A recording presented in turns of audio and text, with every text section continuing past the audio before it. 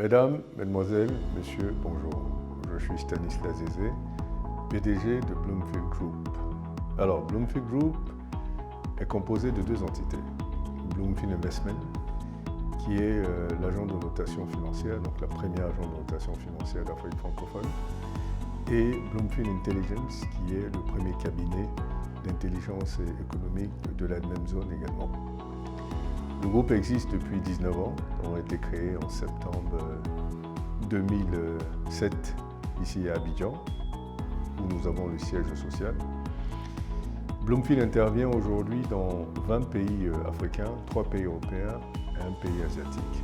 Et l'objectif de Bloomfield est de contextualiser en termes d'intelligence économique l'information économique et financière, les analyses économiques et financières dans le contexte africain pour mieux cerner et mieux mettre en relief les problématiques de ce continent et naturellement trouver les solutions adéquates à ces problèmes qui sont contextualisés.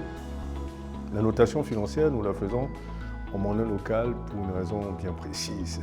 La notation en devises étrangères va établir la qualité de crédit des entités notées en devises étrangères. Donc établir la capacité et la volonté des entités notées à faire face à leurs obligations en devises étrangères, notamment en dollars.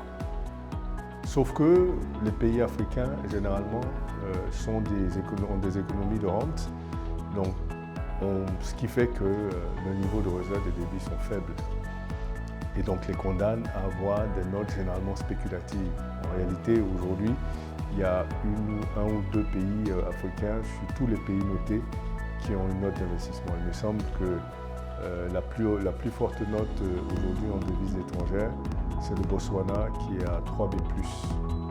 Tous les autres pays, pour la plupart, sont en note spéculative, donc de risque assez élevé à risque très élevé. Cependant, en notation en devise, enfin en monnaie locale, la situation est différente, puisque dans la méthodologie de la notation en monnaie locale, nous ne prenons pas en considération le niveau de réserve des devises et la politique de transfert des devises, parce que justement, elles sont inadaptées dans l'évaluation de la qualité de crédit en monnaie locale. Ce qui permet de mettre en relief la vraie qualité de crédit intrinsèque des pays africains et des entités qui évoluent sur le continent.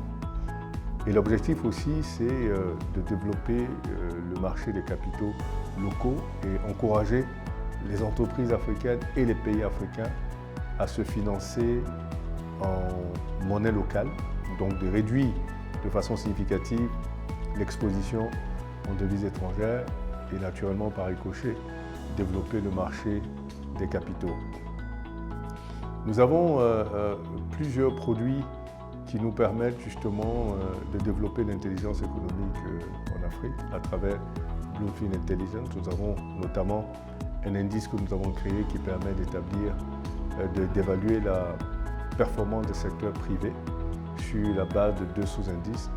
Un sous-indice évaluation de la performance intrinsèque et un sous-indice évaluation de l'environnement des affaires. Nous avons Bloomfield Forecast qui permet de calculer le taux de croissance sur une base mensuelle pour permettre d'avoir des anticipations à court terme. Nous avons Bloomfield Tigran qui nous permet d'évaluer le risque de contrepartie de toutes les entités qui font du trade debt ou qui font du crédit.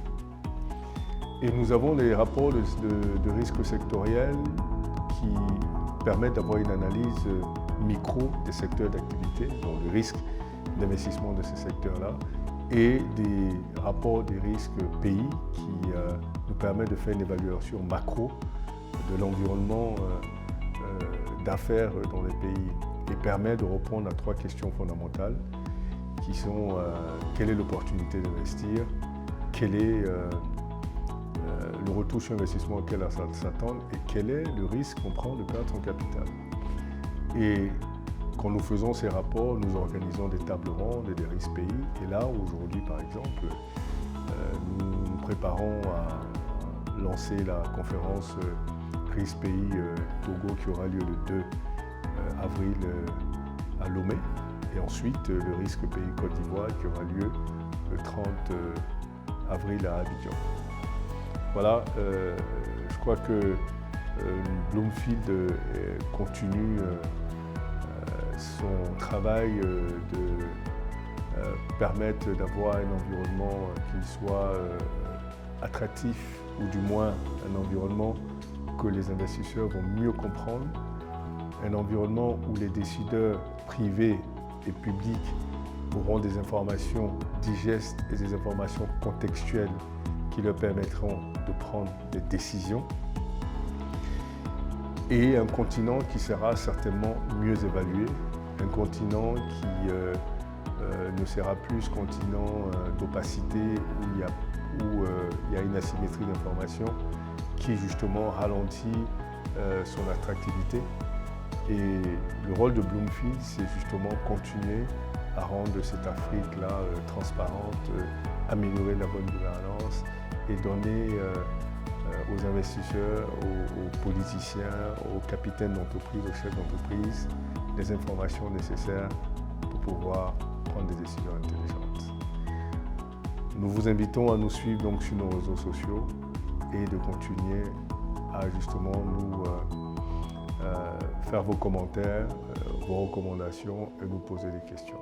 Je vous souhaite une excellente journée. Word up. Peace.